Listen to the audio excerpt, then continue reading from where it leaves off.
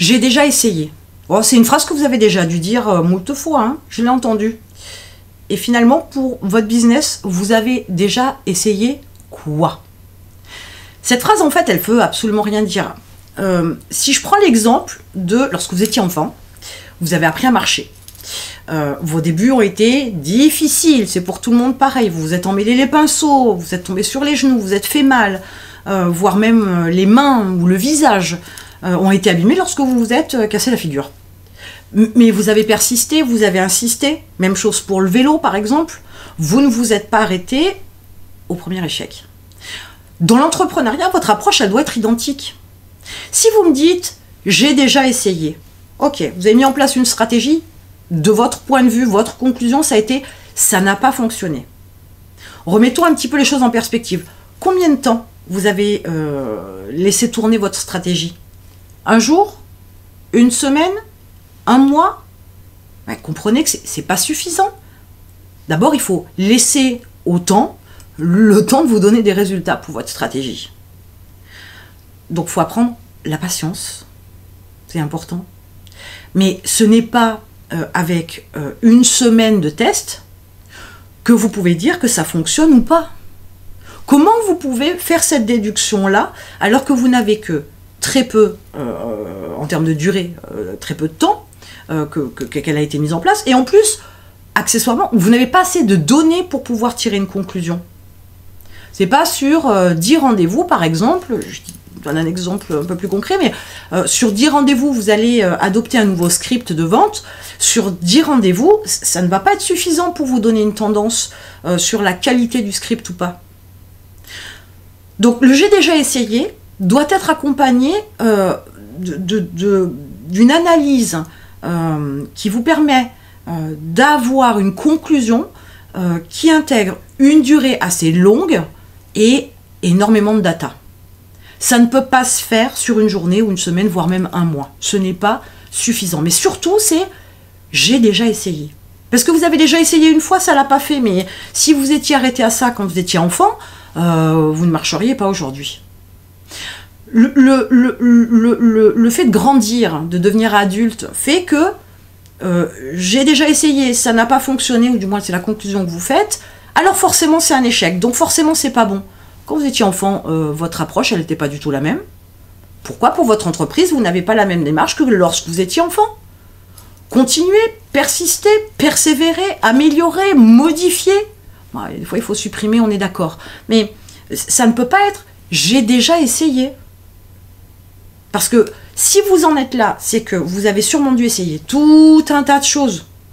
Et aujourd'hui, vous êtes à un stade où il n'y a rien qui fonctionne, mon entreprise ne se développe pas, les ventes ne se développent pas, etc. Ok, mais j'ai déjà essayé, ou voire même j'ai déjà tout essayé. Non, non, non. Peut-être qu'il serait bon de reprendre à la base, de partir sur une stratégie quelquefois très simple, que vous allez améliorer avec le temps pour qu'elle vous donne des résultats. Et pourtant, sur le principe, si elle vous donnait des résultats maintenant, alors que vous l'avez fait avant et qu'elle n'a pas fonctionné, vous pourriez dire « j'ai déjà essayé ». Oui, mais là, vous avez persévéré. Persévérer pour améliorer.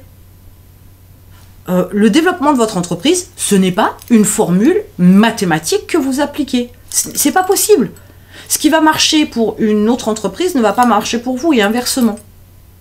Quand on est sur l'approche de chiffres un peu plus poussés, notamment des études qui ont été faites sur le fait qu'il y a plus de 90% des entreprises qui ne passent pas la première année, on peut en déduire quoi? Est-ce qu'on peut en déduire qu'ils sont sur une base où voilà, ils ont mis des choses en place et ils ont essayé, ils n'ont pas eu les résultats qu'ils voulaient? C'est quand même une petite nuance non négligeable, ils n'ont pas eu les résultats qu'ils voulaient, donc ça a été un échec. Donc ce n'était pas la bonne stratégie, par exemple, pour la vente, admettons. Donc, l'idée n'étant pas de vous arrêter à cette approche de « j'ai déjà essayé ». Ce que vous avez essayé, peut-être qu'il faut le reprendre, si vous estimez que ça n'a pas fonctionné, de le reprendre, de le réfléchir, de prendre le temps de l'améliorer et d'essayer une autre version.